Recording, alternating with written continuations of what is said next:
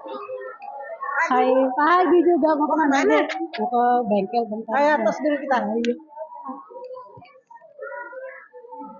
Halo, selamat pagi buat Bapak Ibu guru hebat se-Nusantara. Perkenalkan, nama saya Kori Fedrita Saris Tumorang. Saya berasal dari instansi SMK Negeri 1 Pahejulu yang berada di Kabupaten Tapanuli Utara, Sumatera Utara. Terima kasih, salam sehat. Kali ini saya akan membagikan praktik baik saya dalam mengajar, yaitu dengan topik pembelajaran berdiferensiasi. Saya ambil judul penerapan media pinning atau pembelajaran interaktif dan inovatif di era digital untuk meningkatkan emosi atau efektivitas dan motivasi siswa. SMK Negeri 1 Pahejulu merupakan satu-satunya sekolah tingkat SMK yang berada di Kecamatan Pahejulu, Kabupaten Tapanuli Utara, Provinsi Sumatera Utara, yang memiliki 9 rombel dan 3 kompetensi keahlian dengan jumlah peserta didik sebanyak 253 orang. Pada tahun pelajaran 2024-2025 ini, SMK Negeri 1 Pahejulu mulai mengimplementasikan kurikulum Merdeka untuk kelas 10. Salah satu pendekatan pembelajaran yang diterapkan yaitu pembelajaran berdiferensiasi.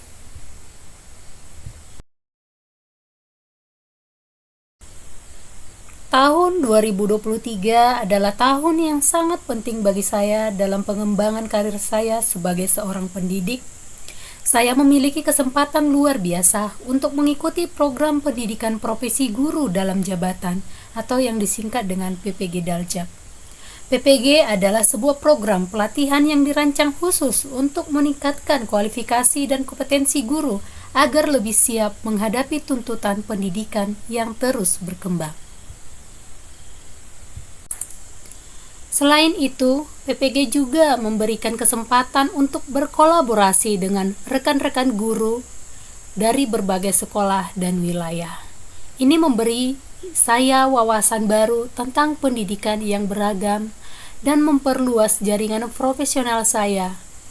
Kami sering berdiskusi, bertukar ide, dan berbagi pengalaman mengajar, yang semuanya sangat memperkaya pengetahuan saya dalam mengajar.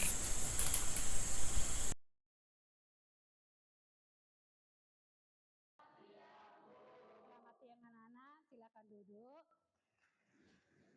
Mengikuti kebaktian kita pada siang hari ini. Dipersilakan siapa? Oh ya, silakan. Salah satu prinsip pembelajaran dalam kurikulum Merdeka yaitu pembelajaran dirancang dengan mempertimbangkan tahap perkembangan dan tingkat pencapaian peserta didik saat ini, sesuai dengan kebutuhan belajar serta mencerminkan karakteristik dan perkembangan yang beragam sehingga pembelajaran menjadi bermakna dan menyenangkan. Tangannya ke atas membentuk letter V ya. Kalau marijo ke bawah, kalau menari. Berdasarkan pengamatan di kelas 10 kompetensi keahlian agribisnis tanaman perkebunan di SMK Negeri 1 Pahejulu dengan jumlah peserta didik 20 orang, ditemukan bahwa banyak siswa masih kesulitan dalam memecahkan masalah, berpikir secara inovatif, atau bekerja sama dalam kelompok yang berdampak pada hasil belajar peserta didik yang rendah. Ada beberapa alasan mengapa praktik baik ini penting untuk diterapkan, yaitu yang pertama, dengan model pembelajaran berbasis proyek yang efektif dapat meningkatkan kemampuan berpikir kritis dan kreatif dalam materi perpindahan kalor pada pelajaran fisika.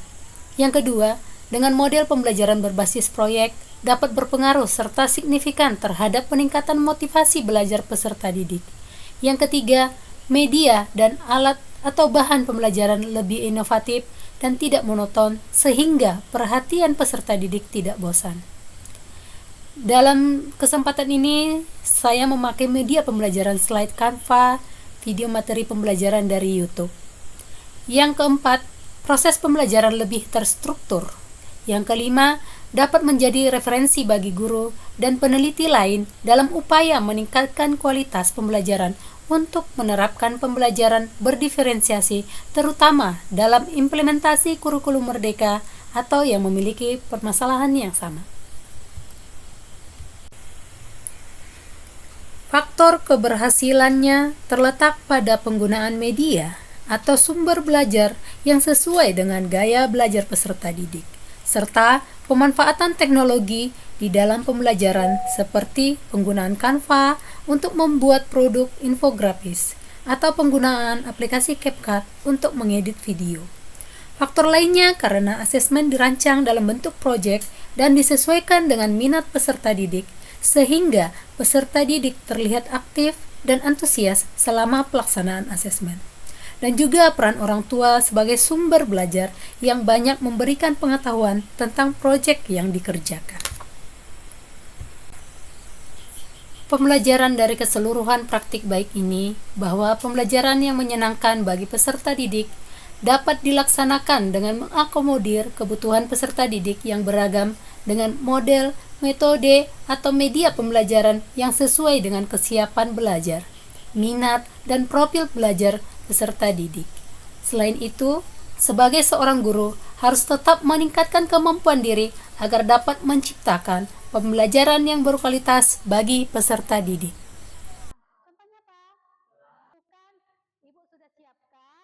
Pembelajaran berbasis proyek memungkinkan peserta didik untuk terlibat secara aktif dalam proses pembelajaran dengan cara merencanakan, melaksanakan, dan mengevaluasi proyek yang relevan dengan kehidupan nyata. Melalui proyek, peserta didik tidak hanya memperoleh pengetahuan, tetapi juga mengembangkan keterampilan berpikir kritis, kreatif, kolaborasi, dan komunikasi. Hal ini mengindikasikan adanya kebutuhan untuk menerapkan model pembelajaran yang lebih efektif dalam meningkatkan kemampuan berpikir kritis dan kreatif siswa.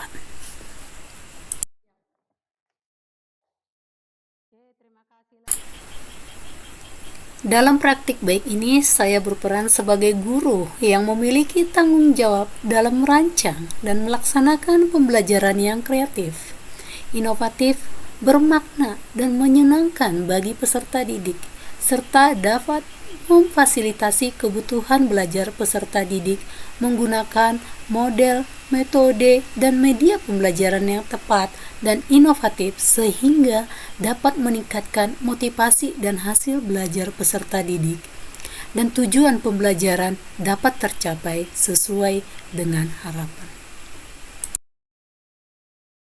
Kirim di Classroom, tolong dikerjakan, itu hanya ada 3, nanti dikerjakan.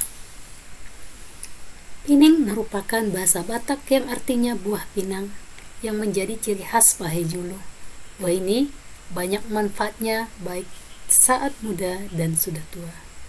Saat muda, buah ini dikonsumsi oleh masyarakat Pahejulu. Tak jarang para peserta didik kami mengkonsumsi buah ini saat berada di sekolah. Karakter pinang ini saya perhatikan sangat unik. Saat muda dan saat tua ada manfaatnya.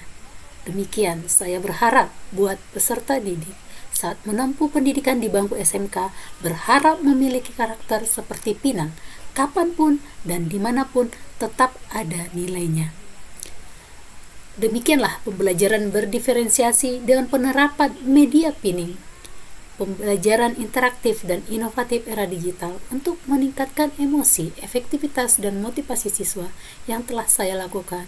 Semoga dengan praktik baik ini dapat memberikan inspirasi bagi rekan-rekan guru dan dapat memberikan manfaat bagi sekolah pada khususnya dan dunia pendidikan di Indonesia pada umumnya. Terima kasih, salam sehat buat Bapak Ibu guru hebat di seluruh Nusantara. Horas.